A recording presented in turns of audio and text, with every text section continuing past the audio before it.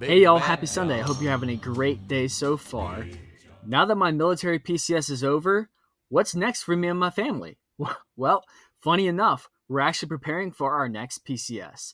If you haven't already, be sure to like and subscribe to this video as it really helps me know what y'all like learning from. Also, if there's something you'd like me to teach on in the future, leave a comment down below so I can make a video series for whatever you'd like to see. So here we go. This isn't going to be one of my typical videos. I try to be as helpful as I can in all my other videos. This one will be a little more whiny, and I hope you see why later on in the video.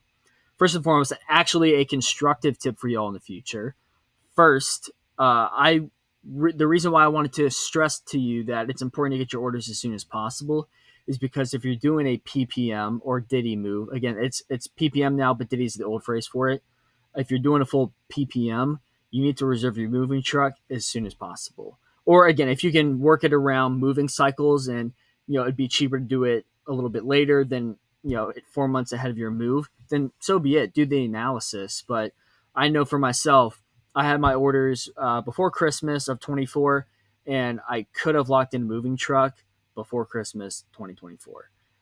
I waited till January of 25, and by the time I got there, I think the moving quote had jumped up by like $1,000. So I could have saved some money had I reserved my move earlier. So that's constructive comment. I hope you take that forward with you. Now into the whiny stuff. So the first whiny thing, and I'll be brief because it's not constructive to just whine all day.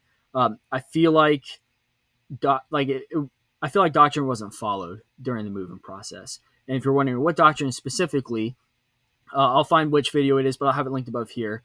I talked about attachment Bravo-Delta 1, and in that attachment, it's essentially like your moving Bible for household goods, just household goods specifically, for moving them within the Department of Defense.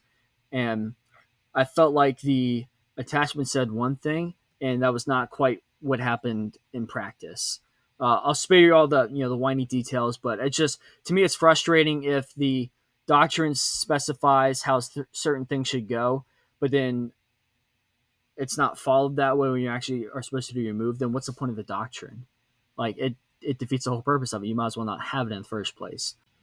All right, on the gripe number 2. This is by far my hugest complaint in the entire PCS process because of the ambiguity, and I'll explain why. I've refilmed it multiple times, so hopefully this is concise enough for you to understand where I'm coming from. I feel like the calculation utilized to pay people back for their household goods in a PPM is just a crapshoot. And the way you start out determining how much you're going to get reimbursed is you go into mill move, you enter your approximate weight you think you might have, and then you enter your point A and your point B. The frustrating part is, like, it spits out an approximate calculation. It could be more, it could be less. So I find it very challenging to make an educated decision on if I should do a PPM or if I should let the Army move me in the future. Now, for me personally, I know the right answer for me will probably always be to move myself because I think I'll put in the work. I have family who can help and friends who can help. So I think I will come positive at the end. But for the people who are in the middle that maybe don't have dependents and can take advantage of some of the other things, or even kind of lower enlisted on moving yourself, it's probably, I can't say for sure, but probably not going to behoove you to do your own PPM because you're just not going to have enough weight to do it. But I don't know because there's no formula I can utilize. There's no doctrine that states out exactly how you're reimbursed for your household goods. So Army, DOD, whoever, if you're listening out there, please, if you could put in the doctrine somewhere, the metrics by which are determined, or the metrics by which your household goods reimbursement is determined, that'd be really appreciated because it can help me figure out how I should move my stuff in the future, and it can help me educate all y'all out there on how y'all should move your stuff in the future as well. I hope y'all got some value out of my hopefully not too complaining, whiny discussion today. Moving in the military is really, really hard. It's a lot, right? Now, thankfully, the military is awesome because they give you a lot of time off to make it happen, which is great. But at the same time, like the whole financial reimbursement aspect and having to, front money to get a moving truck to then move and get reimbursed on the back end, or get, complication forbid if you have to ask the money for, or the military for money up front to pay for the moving truck to then move and get reimbursed. It's a lot, right? All I want to do is make the moving process as seamless as possible for myself and for all y'all out there. That's why I did this guide and this whole video series.